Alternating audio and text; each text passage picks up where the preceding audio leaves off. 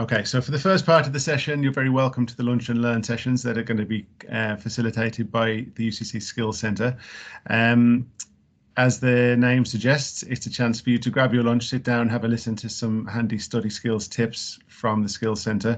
The first part of the session is going to be facilitated by Kathy and Therese from the Skills Centre, and I'd like to introduce them now to take over the first part of this afternoon. Okay, so hi Kathy, hi Therese. Hi, how are you? So I'm just very quickly going to introduce Skills Centre, who it is, and then I'm going to hand to Therese, who's uploading the presentation as we're speaking. So first of all, welcome to all of you, and thank you for giving up your lunch break and joining us today as we're going to look at time management and look at some study strategies as well for you.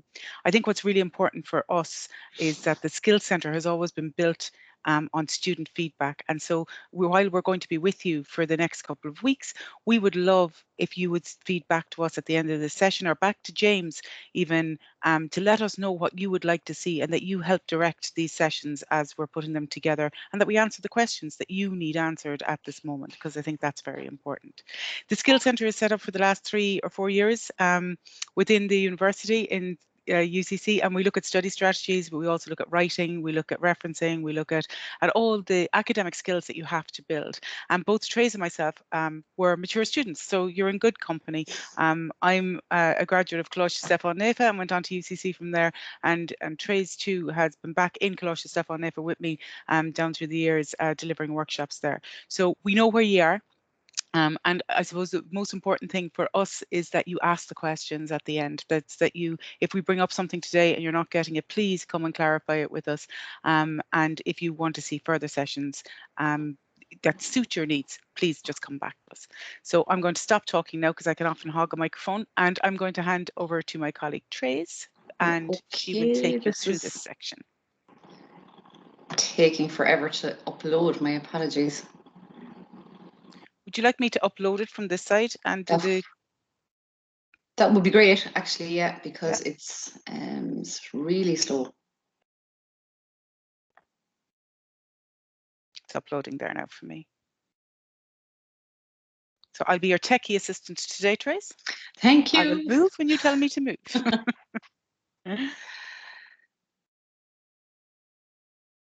Brilliant. Just, I suppose, just to everybody can hear me okay, Kenny?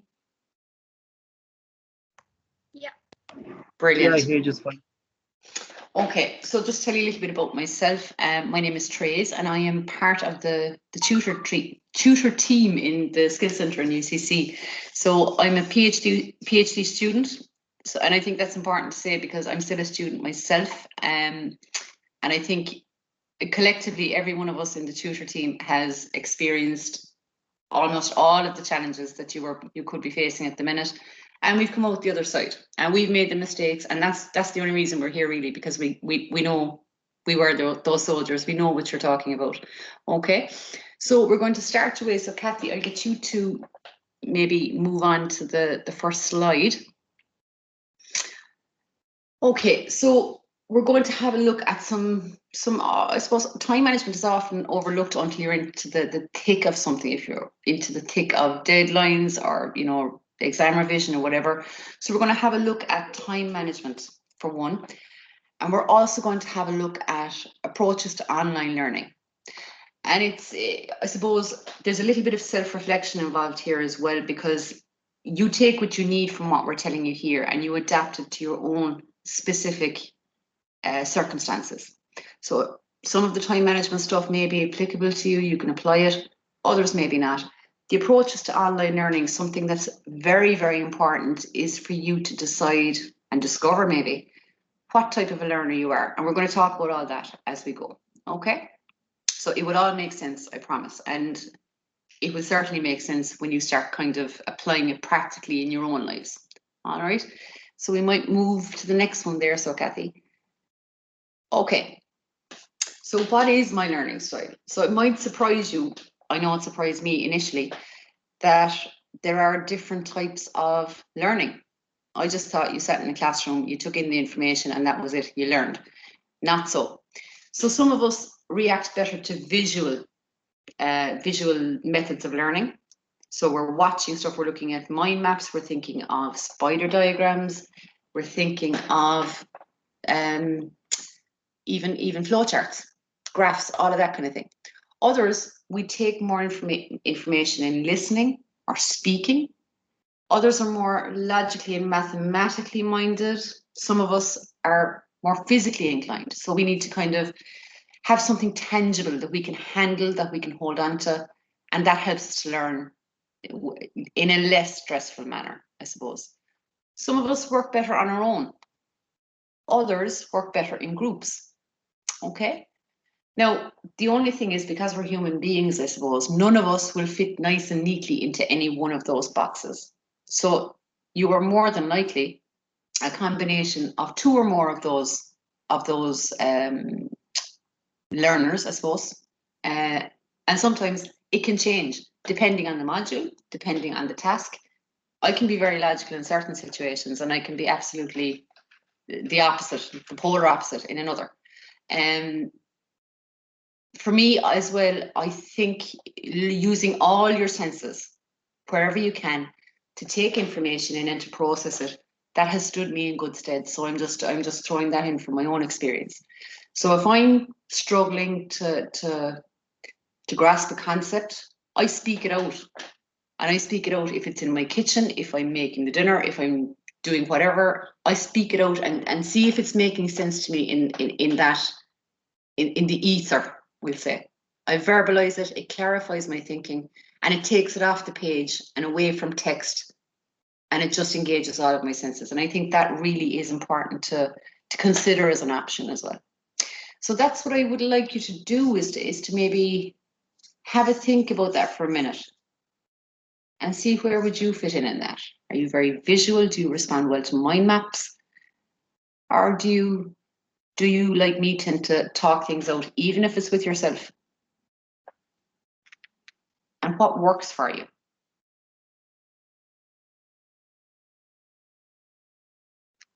And Kathy is moderating, so she's keeping an eye in the chat box. If you have any questions as you're going through this and thinking about this, or if anything pops into your head, do pop it into the chat box, and we'll do our best to answer any questions you might have. I think, Trace, while the recording's on, maybe the students mightn't be as inclined to ask the questions, but when the recording finishes, I'm sure there'll be loads of questions coming through. That's fair enough. You see, this is how. I'm obviously in the sort of the speaking, the verbal part of it now, because I've forgotten that I was being recorded completely. So we're going to have a look at time management, so for a start. So I might get Kathy maybe to move on to the next slide for us. So there are a couple of steps you can help, practical steps that you can help in terms of managing your time. And it's a very valuable skill, not just in academia, not just when you're hitting deadlines, but in everyday life as well. So some good habits to develop would be scheduling, timetabling. And again, for me, making out a timetable, a weekly timetable, and breaking my days down into hours was something that worked very much for me. And that will also appeal to any of you who learn visually. If you see something down in black and white in front of you, and you say, okay, from 12 to 1, I need to be in this class, and then from 1 to 2, I need to study this particular, I need to do some research in this particular essay. If you see it in black and white, it clarifies things for you, feel more organized, you feel in control, which is very important these days, more so than ever, maybe. You feel very much in control of your time. You see that what's working for you and what doesn't work for you. And you also in some way feel more obliged to follow a timetable, even if it's only because you've gone to the trouble of making one out, okay? When you're making out a timetable, you have to set some non-negotiable hours. Okay, so these are things you have to prioritize, in other words.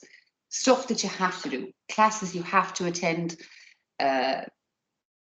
If you have work, you need that needs to go in. So these are things that happen regularly, weekly, and are non-negotiable.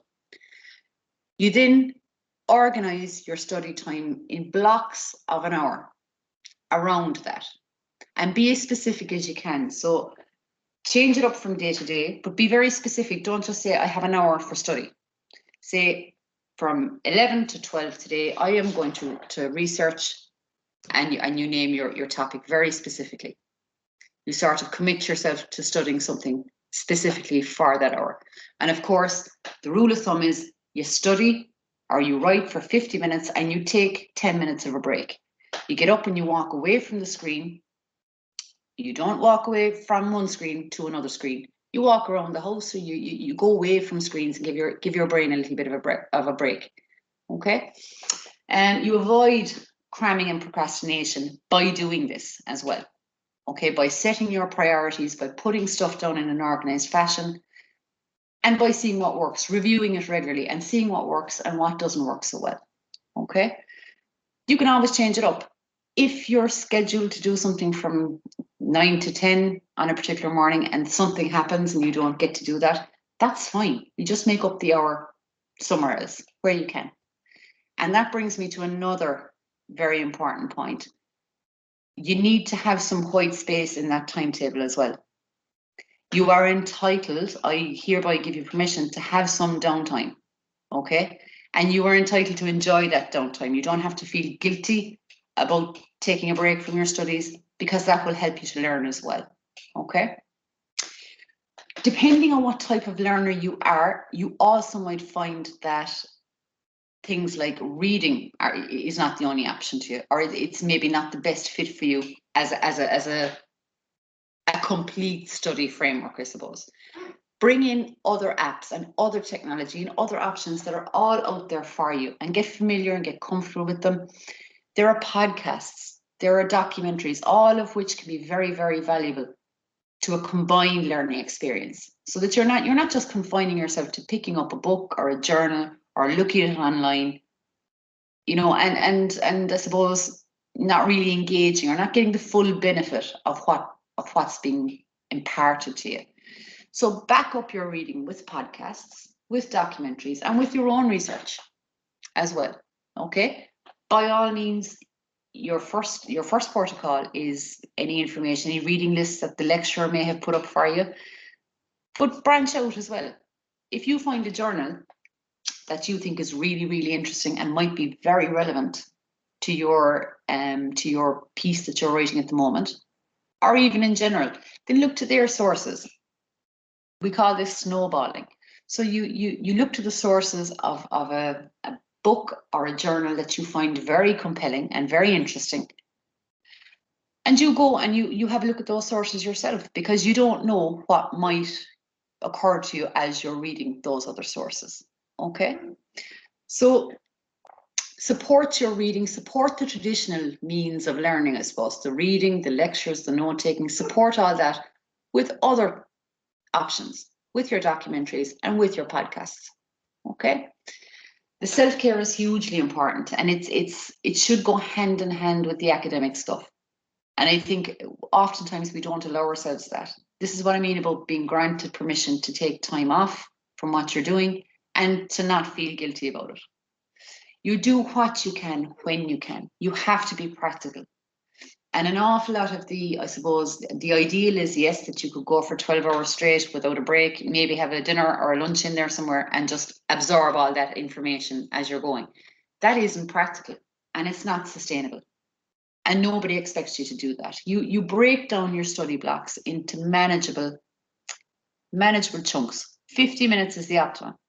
And you need to take that 10-minute break at the end of each 50 minutes to clear your head and to sort of, you know, set yourself up again for the next task in your timetable. Listen to yourself as well. Know when to take a break. Sometimes I think we tend, if we're on a bit of a roll or we feel we're on a roll, we push past the hour mark and we might be heading for 2 hours at the same task. But your brain will start getting tired and your body will start telling you when you're overdoing things. You know, your brain just won't start taking the information as quickly, and that is telling you need to walk away from this now for an hour, or else you'll just get exhausted. If you keep this up day after day after day after day, you'll find yourself getting tired, and you have to listen to your body as well. Know when to take a break. It's all right to take a break. This idea of this pressure makes diamonds, it's not efficient, it's not sustainable, it's not healthy, nor is it expected. Something else that might help you as well is think about when you learn. Okay, so think about, do you learn better in the morning? Are you a lark? Or, like me, do you come into your own at 12 o'clock, 12 midnight? Ask yourself that, and you work to your strengths. Okay. Kathy, I might get you to move on to the next slide, if that's okay.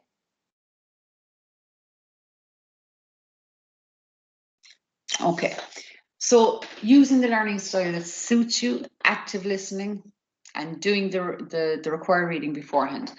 Right, so you establish what type of learning suits you. If it's a combined approach, if you need to hear, you need to see, you need to physically have a book in your hand as well, or whatever combination of learning styles fits you, active listening is a really important component of any combination of learning methods. So when you're listening to somebody speaking, you're not just listening passively, which we may have done in secondary school. You're kind of listening to the information, you're taking down notes, and you're kind of regurgitating that information in your assignments. You listen actively by having, I suppose, having your ears primed for certain keywords, certain terms, or certain triggers that when you hear that word or you hear that expression, your attention peaks. Okay, you listen with questions in your mind as well. As you're listening, you might be taking notes as the person is speaking, but questions will often pop into our heads as they're speaking, and then you listen actively by jotting those questions down on the piece of paper you're taking your notes on, in a different color ideally, to come back to them later and think about them more deeply. So you're listening to the lecturer speaking, you're listening actively, you're also listening for change in tone of voice, because lecturers give themselves away all the time. If they're particularly excited or interested in a topic, they'll keep referring back to that topic, number one, so that should be an alarm. They might get a bit more animated, which is much easier to see, of course, if you're in a physical lecture theatre, but you'll hear it in their tone of voice as well. They get very excited about stuff that they're interested in. They can't help themselves. And you, if you're listening actively, will pick up on that. Listen for verbal cues as well. Listen for something like an alternative perspective is, or however is a great one, because that means that they're changing tack, they're changing direction, and they're going to give you another way to this topic. However is a great one. Or they might start off by saying there are a number of ways you could look at this issue.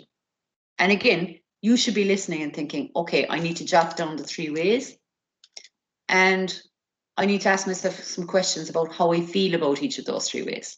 So you listen actively, you listen with all of your senses. The required reading that you should have done beforehand will help you with all of this, okay? Because it will mean that you're familiar with the main terminology, and you won't be coming into the topic cold. You'll have an idea what's coming in the lecture, and you'll also, I suppose, feel that you have those keywords in your head, that you have those prompts that you're listening to. So if there are certain theorists or certain models or certain arguments or debates or whatever that you know are going to be a part of this, then you can listen actively for those keywords or those key arguments or those key theorists or whatever, okay? So the required reading, if that's done beforehand, it will make things much less stressful for you. And it won't be so unfamiliar and it won't be so daunting.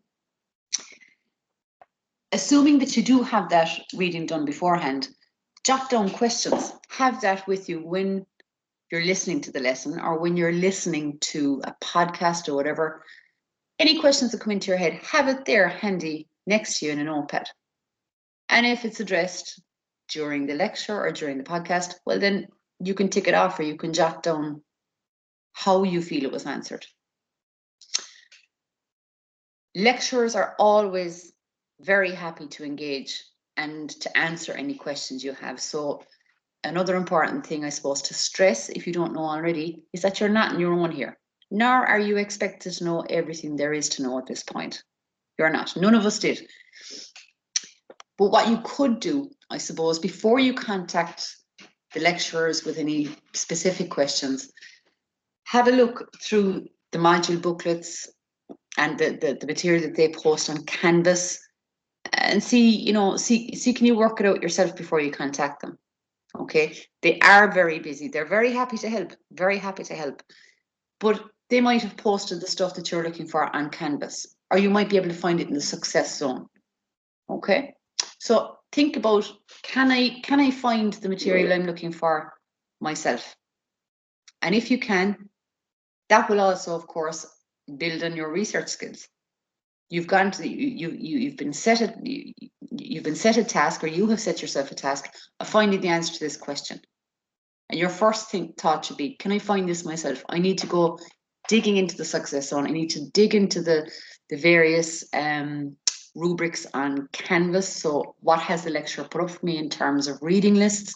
Have they put up a bibliography? Have they put up a sort of a table of keywords or anything? So do a bit of research yourself, and then absolutely contact your lecturer if you can't find the material you're looking for. They're happy to help.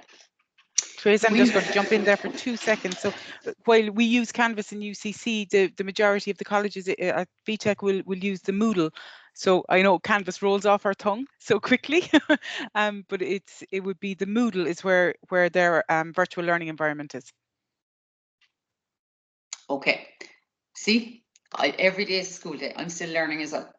So it's really important, of course, to when you're contacting your lecturers and your tutors and that, to be professional and polite when you're addressing them, but also be very aware of your own online presence.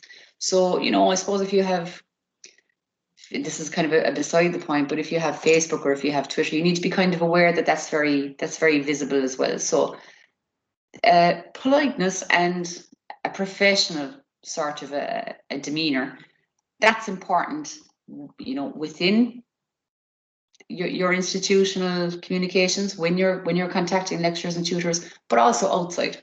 Okay, and test your technology. Kathy, we know about this, so make sure that your apps are working.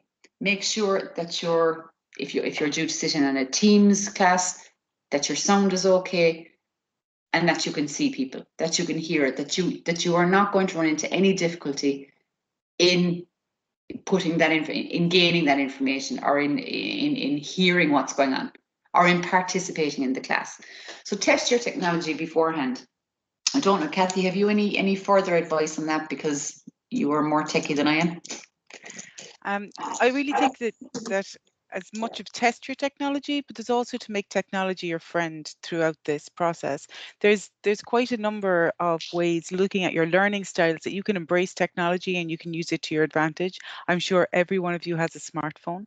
And so if it's a case that you prefer listening to material rather than reading it, if you sit in the evening and you read whatever chapter you need to do, or whatever journal article you need to do, or whatever theory you're looking at, and you read that out loud and record yourself, the following evening, in order to listen to it again, you can go off out for a walk and use your phone and play it back to yourself to your headphones.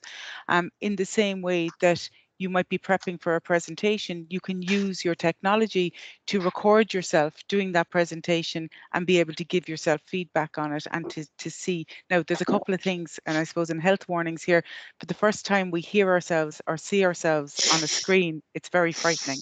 So we don't think that we sound the way we sound, or we don't think that we look the way we look necessarily. So that can throw you a little bit, but it's a fantastic learning experience for that. So I suppose I'd really ask you to embrace your technology. I think a very important part of what Trey said there, and she only just touched on it on the Facebooks and stuff like that, just make sure that that's the way you want the world to that you want to be represented to the world. It's just important that you know that, and that you're very aware of it, that if somebody Googles your name, what pops up. So just to have a look at that for yourself. But really, when it comes to testing your technology and utilizing your technology for learning, there's some fantastic apps out there. Even if you look at, if you wanted to set some people, if you're an audio learner, you might like to listen to rainfall, or you might like to have a special playlist on Spotify. To the forest apps, you can get different sound backdrops and stuff that might suit you for studying. Equally, there's some fantastic, the Pomodoro app for timing.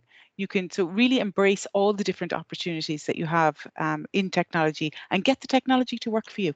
Don't be afraid of it. So I'll hand back to you there, Tracy. Perfect. So yeah, and I can actually vouch for that, because I was an absolute technophobe. I was terrified of technology, and I was dragged kicking and screaming into the 21st century with, you know, Teams and with Zoom and all of this. But you know what? It really, it's like so much else in our lives. The thought of it is far more frightening than the reality. You will be amazed at how quickly you get familiar with these these apps and these alternative methods of learning and teaching. You really will surprise yourself. Don't be too hard on yourself either. If it's unfamiliar to you, if you're not terribly familiar with the online world at all, that's okay. Because everything we're doing in college, everything we're doing in further education means that it's a very gradual process. You will learn all of these skills very gradually. So there is absolutely no need to panic and think, you know, if you're sitting there thinking, I have no idea what she's talking about, I know nothing. You're not mental. Okay, and I don't think that can be stressed enough. You're not expected to know all this, but you will build on that knowledge and on those skills very gradually, as we all did, and we all came out the other side. Kathy, do you want to jump in there with some more sage advice? You're on mute. I think that just leads us beautifully into questions, and we might ask James to complete the recording, and we might just open the floor to some of the students that are with us today, just in case